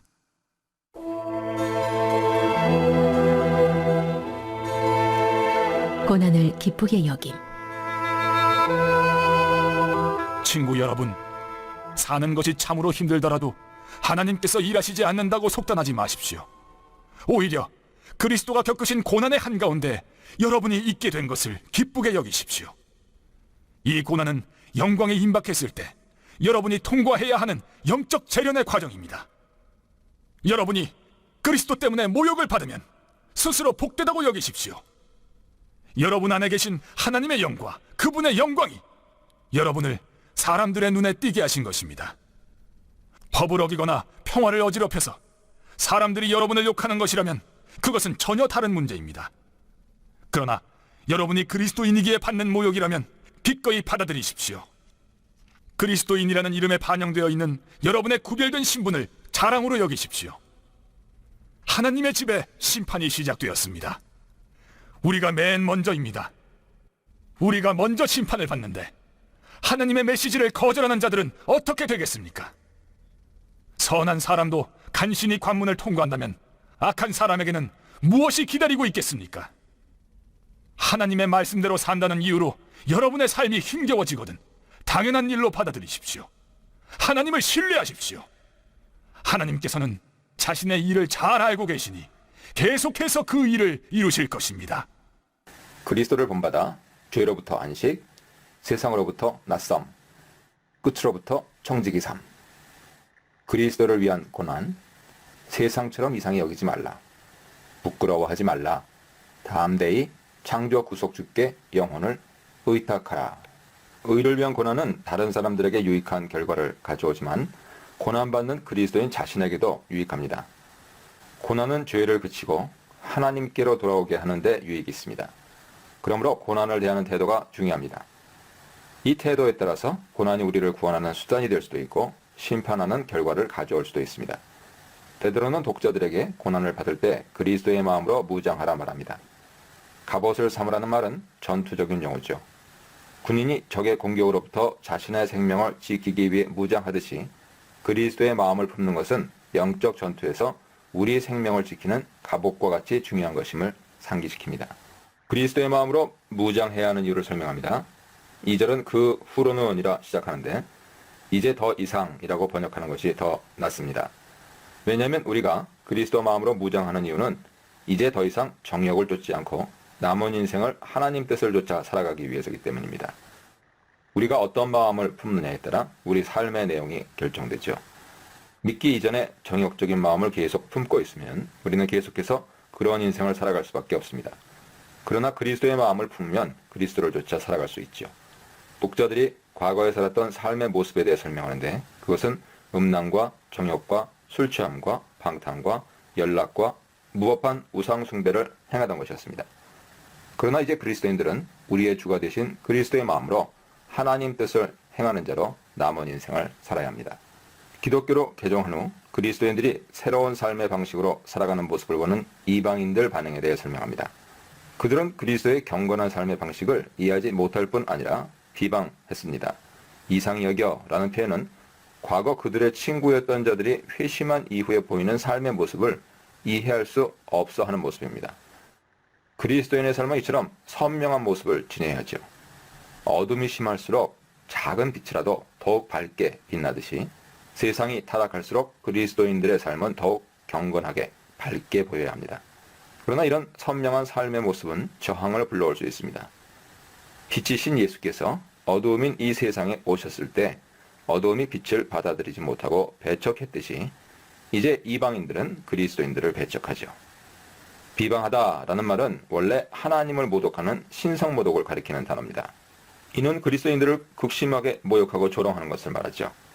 과거 친구였던 자들이 이제는 자기들의 방탕에 함께 다름질하지 않는다는 이유로 그리스도인들을 원수로 대합니다. 미래에 대한 소망이 없는 이방인들은 오로지 이 세상 육체 쾌락과 방탕에서 인생 즐거움을 찾죠. 그러나 종말론적인 구원에 대한 산 소망을 가진 그리스도인들은 그러한 비방과 조롱에도 불구하고 큰 기쁨으로 하나님 뜻을 행하는 자들입니다. 하나님은 산 자와 죽은 자의 심판자시죠. 여기서 산 자와 죽은 자란 표현은 모든 인간을 가리키는 것으로 하나님 심판의 우주적이고 보편적인 성격을 드러냅니다. 육체 정욕을 좇으면서 그리스도인들을 비방하는 이방인들은 하나님 심판을 받게 될 것입니다. 그들은 심판자이신 하나님 앞에서 자신들의 부끄러운 치부를 스스로 고백할 수밖에 없을 것입니다. 인간 피해보와 깊숙이 숨어있는 마음 생각을 감찰하시는 하나님 앞에서 인간은 무방비 상태로 자신을 드러낼 수밖에 없습니다. 6절은 산자와 죽은 자에 대해서 특히 죽은 자의 심판에 대해서 설명합니다. 죽은 자들도 하나님 심판에서 예외가 될 수 없습니다. 심판의 근거는 복음에 대한 순종입니다. 이미 죽은 자들도 복음 선포를 받았다는 사실을 설명하고 있습니다. 이것은 단지 그리스도 복음을 들은 후에 죽은 최근 사람들만 가리키는 것이 아니라 오래전에 죽었던 자들도 포함합니다. 그러면 그리스도께서 오시기 전에 죽었던 사람들은 복음을 듣지 못했는데 무슨 근거로 그들을 심판할 수 있겠습니까? 베드로는 그들에게도 복음이 선포되었다고 말합니다. 다소 모호함이 있지만 그 이상 자세하게 설명하지는 않습니다. 두 가지 가능성을 생각해 볼 수 있죠. 첫째, 베드로전서 3장 19절과 관련해서 복음을 듣지 못하고 죽어서 지옥에 있는 자들에게는 그리스도께서 영으로 그들에게 복음을 선포하셨다는 뜻입니다. 둘째, 아마 베드로는 그리스도께서 오시기 이전에도 복음이 있었다는 것을 전제하고 지금은 죽은 자들도 과거에 이미 복음 선포를 받은 자들이라고 말하는 것일 수 있습니다. 베드로전서 1장 11절 12절에서는 구약 선지자들도 이미 그리스도의 복음을 알고 있었다고 말합니다. 베드로가 여기서 어떤 뜻으로 죽은 자들에게도 복음이 선포되었다고 말하는지는 정확하지 않습니다. 분명한 것은 하나님 심판은 차별이 없고 공정하다 하는 점이죠. 그러므로 하나님 심판대 앞에서 그 누구도 변명할 수 없습니다. 베드로는 종말론적인 심판에 대한 설명을 종말론적인 삶으로 연결시킵니다. 그러한 삶의 태도로서 정신을 차리고 근신하여 기도할 것을 명합니다. 정신 차린다는 것은 그리스도인으로서 올바른 마음을 갖는 것인데 1절에 말한 것처럼 그리스도 마음으로 항상 무장하고 있는 것을 말합니다. 근신하여 기도하는 것은 악에 물들지 않도록 깨어있는 것이죠. 무엇보다 사랑에 대해서 강조합니다. 열심히 사랑하는 것은 변함없이 지속적으로 사랑하는 것을 말합니다. 베드로는 고난과 핍박 가운데서도 변함없이 서로 사랑하는 것이 종말을 살아가는 그리스도인의 의무임을 강조하고 있습니다. 서로 사랑해야 하는 이유는 사랑이 허다한 죄를 덮기 때문입니다. 죄를 덮는다는 것은 불의와 불법을 감춰두는 것이 아니라 다른 사람의 허물을 용서하고 극복하는 것을 말하죠. 8절에 서로 사랑하라는 말은 원래 너희 자신을 사랑하라는 뜻입니다. 이것은 그리스도인들이 서로를 사랑하는 것은 다른 사람을 사랑하는 것이 아니라 바로 자신을 사랑하는 것과 같은 것임을 드러냅니다. 그리스도인들이 부름받은 목적은 하나님 뜻을 행하기 위한 것입니다. 성도들에게 주어진 청지기 사명이죠. 이 사명은 각자에게 주어진 은사에 따라 서로 유익을 위해 봉사하는 것입니다.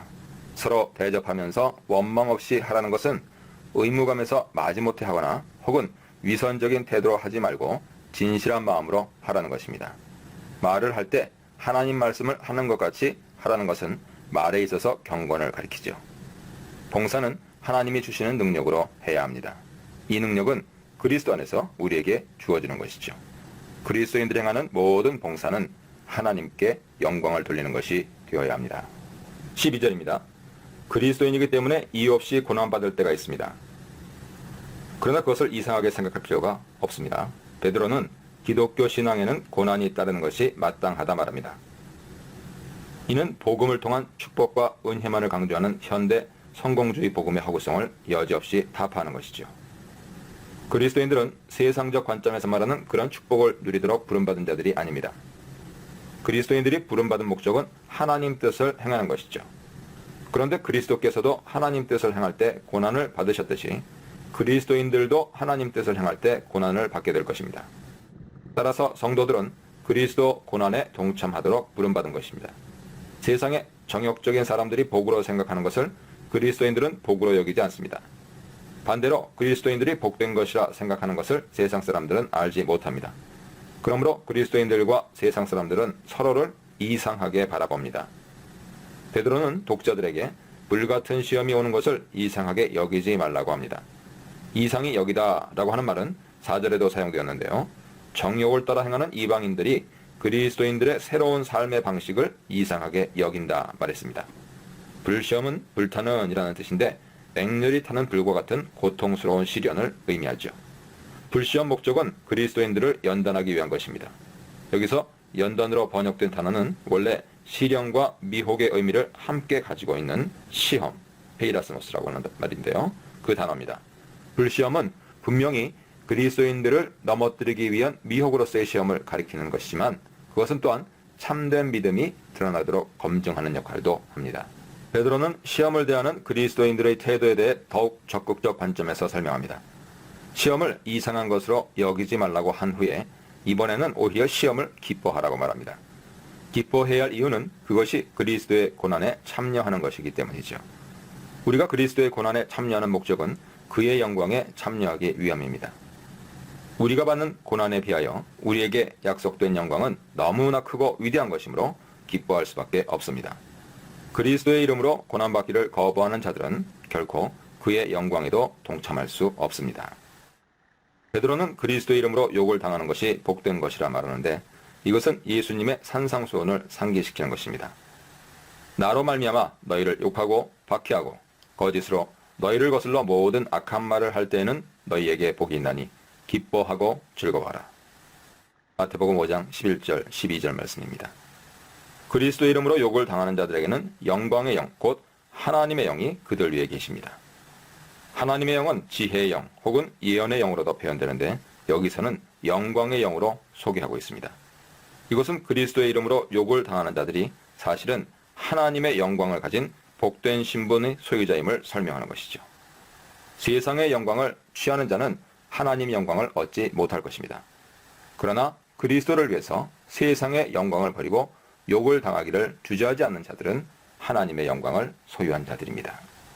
모든 고난이 다 의로운 것이 아니며 하나님께 영광을 돌리는 것도 아닙니다. 그리스도인들이 종종 착각하는 것 중에 하나는 자신의 미련함이나 불의함으로 받게 되는 고난을 그리스도를 위해서 받는 고난으로 오해하는 것이지요. 베드로는 독자들에게 자신이 어떤 고난을 받게 되는지 스스로 살펴보도록 권하고 있습니다. 살인, 도적질, 악행, 남의 일에 대한 참견 때문에 고난을 받지 말라고 주의를 줍니다. 물론 독자들 중에 어떤 사람들이 실제로 살인이나 도적질을 하고 있었던 것은 아닐 것입니다. 남의 일에 참견하다 고난받는 것은 훨씬 더 현실적으로 가능성이 높죠. 그러나 여기서 열거하는 것들은 크고 작은 모든 죄를 대표적으로 열거한 것입니다. 만약 그리스도인들이 자신의 죄나 미련함으로 인해 고난을 받는다면 그것은 부끄러운 것이고 하나님의 이름을 욕되게 하는 것이죠. 반면에 그리스도인으로서 고난을 받는다면 부끄러워하지 말고 오히려 하나님께 영광을 돌려야 합니다. 베드로전서 2장 6절에서 저를 믿는 자는 부끄러움을 당치 아니하리라 했는데 여기서는 부끄러워하지 말라 명령합니다. 그리스도인으로서 받게 되는 고난은 결국 영광을 가져다 줄 것이기 때문이죠. 바울과 신라는 빌립보에서 복음을 전하다가 죽을 정도로 매를 맞고 감옥에 갇혔지만 하나님께 찬양과 영광을 돌렸습니다. 그러므로 고난에는 욕된 고난도 있고 영광스러운 고난도 있죠. 죄로 인해 고난받는 것은 부끄러운 것이지만 그리스도의 이름 때문에 고난받는 것은 영광스러운 것입니다. 그리스도인들은 자신이 어떤 이유로 고난을 받게 되는지 진지하게 생각하여 항상 올바른 이유로 고난을 받도록 힘써야 합니다. 왜냐하면 잘못된 이유로 고난을 받으면 하나님의 심판을 받게 될 것이기 때문이죠. 죄를 범하면 세상에서도 고난을 받지만 하나님께도 심판받게 될 것입니다. 17절은 하나님의 집에서부터 심판이 시작될 때가 되었다고 말합니다. 이것은 독자들이 이미 종말의 시대에 살고 있다는 것을 전제하죠. 하나님 심판은 약한 것에서부터 강한 것으로 나아갈 것입니다. 요한계시록의 심판 시리즈는 단기가 지날수록 점차 가혹해집니다. 심판이 하나님의 집에서부터 시작한다는 것은 에스겔 9장 6절 7절을 배경으로 합니다. 하나님은 심판하실 때 불의한 이방인들부터 심판하지 않으시고 하나님 성전에서부터 심판을 시작하십니다. 종말론적인 심판에는 하나님 백성들도 예외가 될 수 없습니다. 만약 그리스도인들조차 심판을 피할 수 없다면 불신자들이야 어떠하겠습니까? 18절에서 베드로는 의인이 겨우 구원을 받는다면 경건치 아니한 자와 죄인은 그 마지막이 어떠하겠느냐고 반문합니다. 이것은 불의한 자들에게 임할 하나님 심판의 엄중함을 강조하는 것이죠. 여기서 의인도 겨우 구원을 받는다는 말은 잠언 11장 31절에서 온 것입니다. 이는 하나님의 구원이 수월하게 그냥 주어지는 것이 아니라는 사실을 강조하는 것이죠. 그리스도인들은 구원의 영광으로 들어가기 위해 이 세상에서 불시험과 같은 시련을 겪어야 하며 고난 가운데서도 선을 행해야 합니다. 그리스도인들이 세상에서 믿음으로 살기 위해서는 때로 생명을 내어놓아야 할 때도 있습니다. 그러므로 구원을 향한 믿음의 여정을 가볍게 생각해서는 안 됩니다. 고난 가운데서도 선을 행하는 것이 하나님의 뜻이라면 때로는 그리스도인들은 자신의 생명을 하나님께 맡기고 선을 행해야 합니다. 이것은 고난과 핍박 상황에서 하나님 뜻대로 사는 것이 얼마나 치열한 헌신과 희생을 각오해야 하는 것인지 설명합니다. 그리스도인들은 어떤 고난을 당하느냐에 따라 하나님의 이름을 욕되게 할 수도 있고 영광스럽게 할 수도 있습니다. 하나님의 이름을 영광스럽게 하기 위해서 목숨을 바치는 것이 그리스도인들에게 주어진 사명입니다. 5장 하나님의 양떼를 돌보는 지도자. 교회의 지도자 여러분께 특별히 말씀드립니다. 나는 지도자가 된다는 것이 어떤 것인지 알고 있습니다. 지도자는 그리스도의 고난에 참여함으로써 다가오는 영광을 누리는 사람입니다. 내가 드릴 말씀은 이것입니다. 여러분은 목자의 근면함으로 하나님의 양떼를 보살피십시오. 억지로 하는 것이 아니라 하나님을 기쁘시게 해드리려는 마음으로 하십시오. 얼마나 이익을 얻게 될지 따져보고 하는 것이 아니라 자발적으로 하십시오. 위세를 부리듯 사람들에게 무엇을 시키는 것이 아니라 부드러운 자세로 모범을 보이십시오.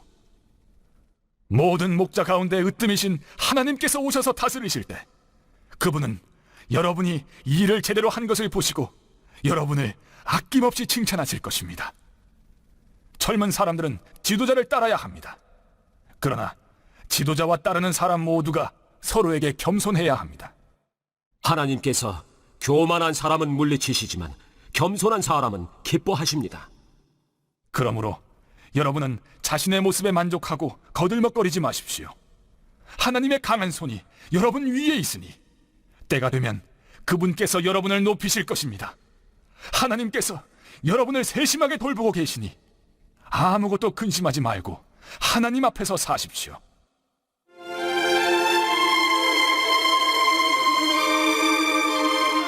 깨어 있으십시오. 냉정을 유지하십시오. 깨어 있으십시오. 마귀가 덤벼들 태세를 하고 있습니다. 여러분의 방심을 틈타는 것보다 마귀가 좋아하는 것도 없습니다. 바짝 경계하십시오. 여러분만 고난에 처한 것이 아닙니다. 세계 도처에 있는 그리스도인들이 같은 고난을 겪고 있습니다. 그러니 믿음을 굳게 붙드십시오. 고난이 영원히 지속되지는 않을 것입니다. 그리스도 안에서 우리를 위한 큰 계획, 영원하고 영광스러운 계획을 세우신 은혜의 하나님께서 여러분을 온전하게 하시고 여러분을 영원토록 세워주실 날이 멀지 않았습니다. 그분께서 최종 결정권을 쥐고 계십니다. 예, 그렇습니다. 나는 가장 믿을 만한 형제인 실루아노에게 부탁해 이 짧은 편지를 여러분에게 보냅니다. 그는 내가 대단히 존경하는 사람입니다. 나는 내가 아는 바를 절박한 심정으로 정확하게 썼습니다.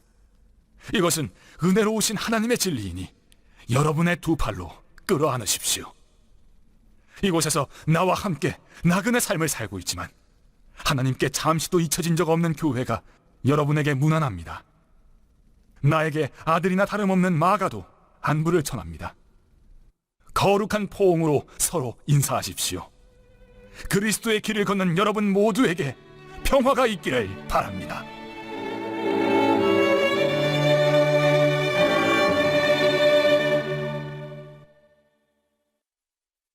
목자장 되신 그리스도를 본받는 장로들에게, 겸손하게 말하고 행하는 젊은 자들에게, 곳곳에 있는 교인들에게 주시는 말씀 묵상해 보시기 바랍니다.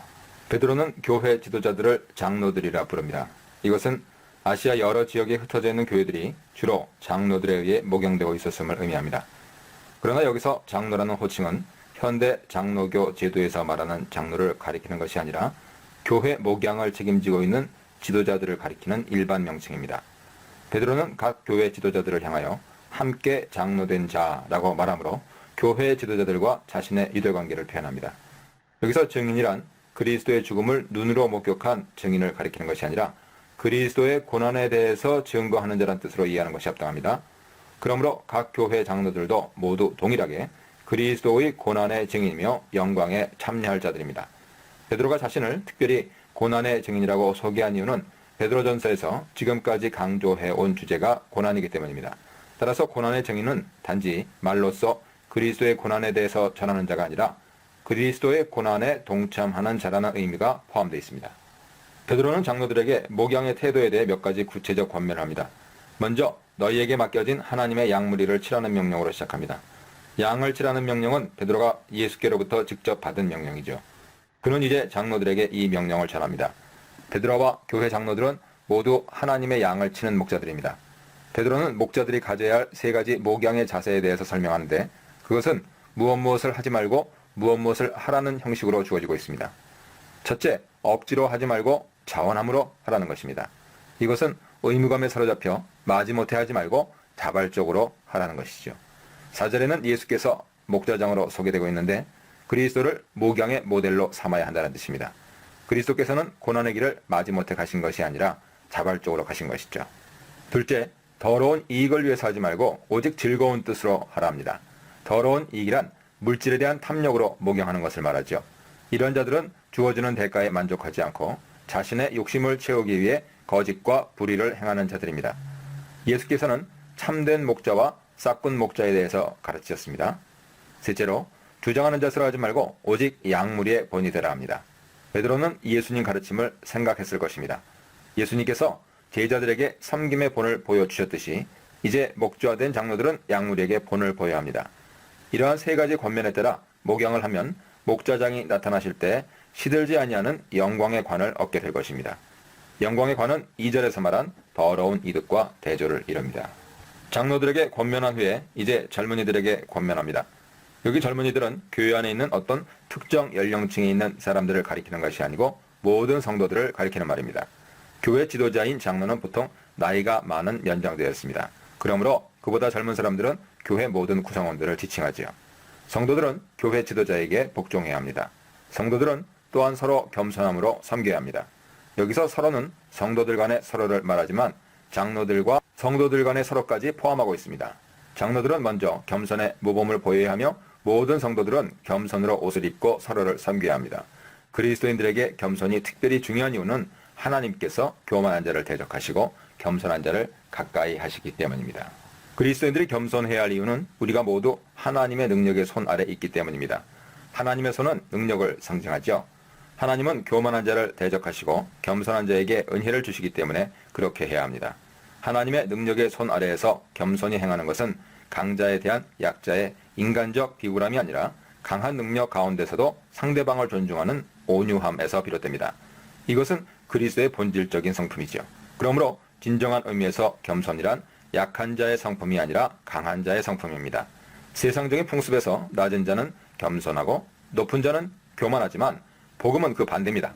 하나님은 자신을 겸손히 낮추는 자를 때가 되면 높이실 것입니다. 사실 세상에서 겸손히 행하면 무시와 멸시를 당할 수도 있고 애매히 고난을 받을 수도 있습니다.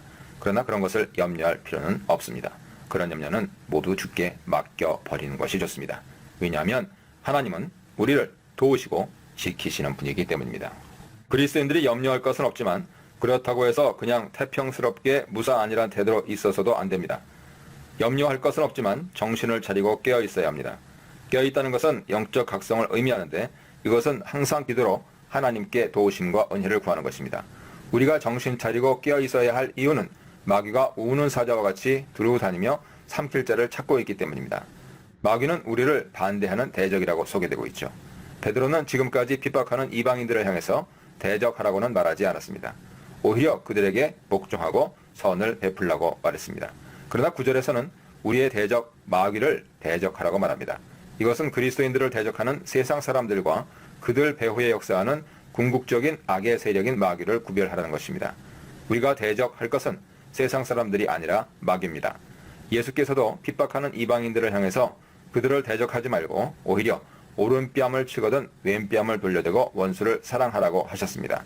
그러면 눈에 보이지도 않는 그들을 어떻게 대적해야겠습니까? 마귀는 교회 바깥에 있는 사람들이 아니라 사실은 교회 안에 있으며 그리스도인들의 마음속에서 역사하고 있습니다.